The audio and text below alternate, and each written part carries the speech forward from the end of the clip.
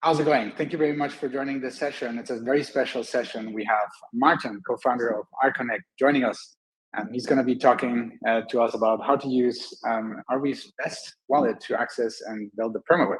So without further ado, Martin, why don't you come on over here and tell us a little bit about RConnect. Hey, everyone. I hope you can hear me. Yep. All right. So, yeah. 1 second. Yep. So, my name is Martin. Probably some of you know me. But yeah, I am the founder of RConnect, as introduced. Thanks.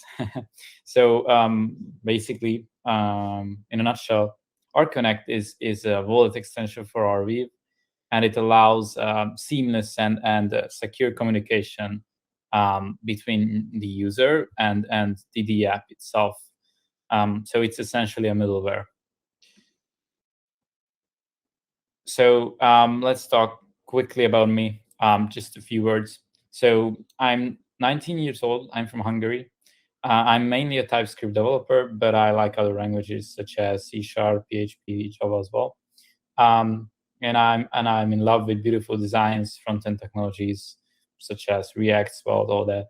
And I'm also the founder of Verto, which is later, part of Data, and also RConnect. So I'm pretty active in the community. And our team is essentially working on improving the Arweave ecosystem, adding more value to it, and helping other projects, such as, for example, I usually help Arweave.news and Decent.land as well. So let's talk about RConnect. So how it started. Essentially, it was a weekend project, and the reason why it, the whole reason why it came to light, I guess, is because the ecosystem did not have a secure way of storing and accessing key files and signing transactions.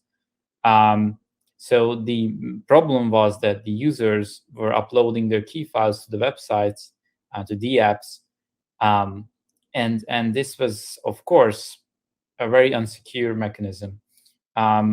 Mainly because any website could decide to just not just store this key file locally on the user's browser, but instead maybe upload to a server and then later just use it for malicious activities, stealing the R of the user, R balance of the user, or signing transactions that they don't want to authorize.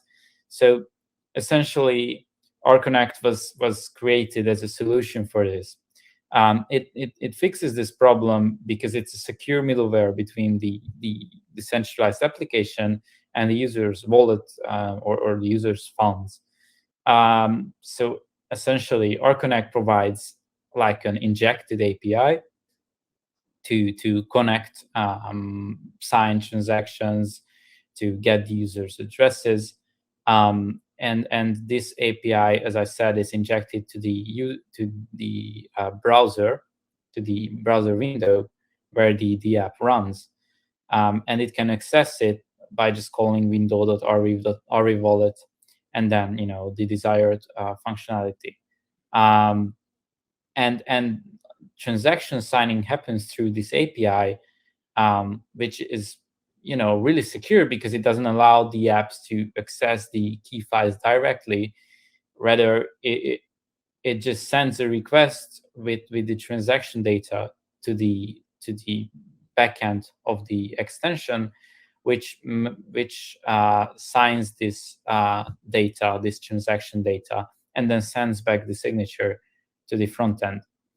And this is an advantage because now people can use this API and provide a unified experience across Arweave in terms of logging in, logging out, connecting, all that.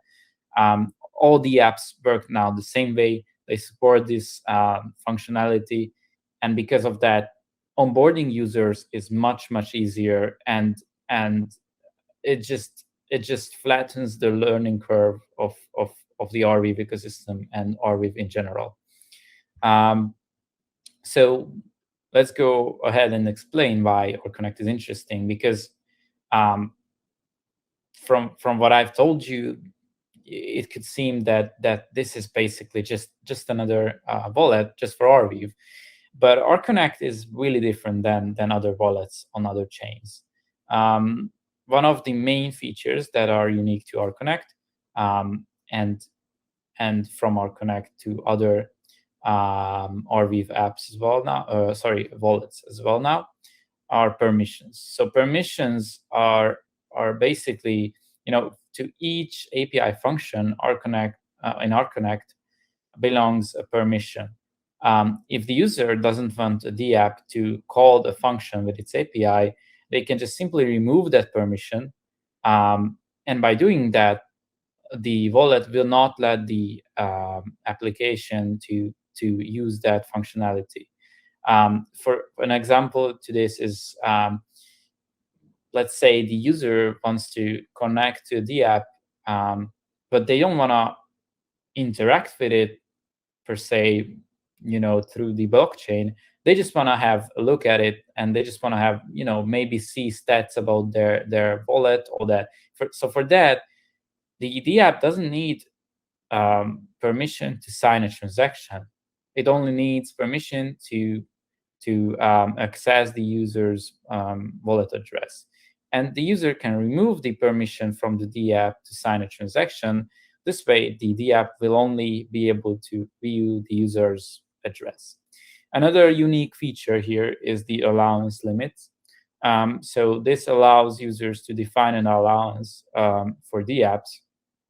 And with an allowance, the user does not have to authorize each transaction or transaction signing or interaction every time the app wants to do that.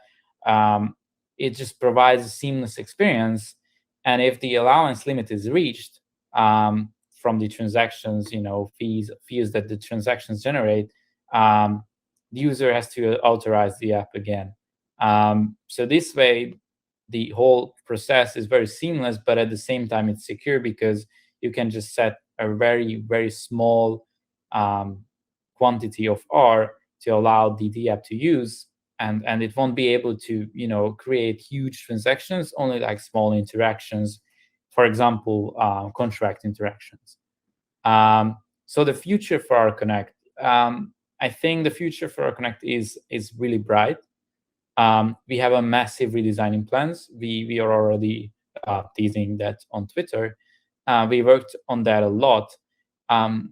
The main focus of that redesign is to bring it to the same level of I guess, beauty that Virtuo has right now. Because OrConnect's design right now is very functional.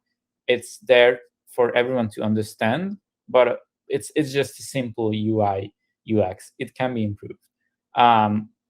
We'll also have new features and unique additions, these additions are never seen before on any other wallets. The same way that permissions and allowances are really new. And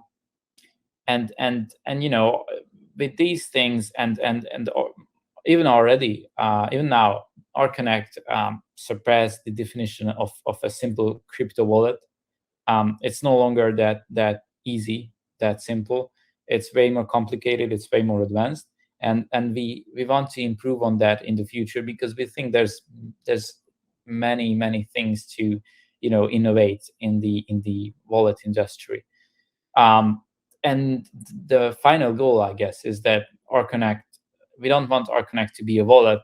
We want it to be your identity on the web, the very thing you use to I guess authenticate yourself. It's like an ID in real life. But yeah, so I think this is all about OrConnect. I'm happy to answer any questions, and thanks for all your time, and this was OrConnect, and we'll come with new features soon. That's awesome. Thank you so much, Martin. really cool. And I really like, if you haven't, if you're listening to this and you haven't seen if you haven't go to virtual.exchange, check it out. It looks super, super neat. And so I'm very excited to see the redesigns and the things that are coming up in the future. That's really cool. Well, thank you very much, Martin. Now, as always, let's go and mingle. Thanks, everyone. Have a good one. Thank you.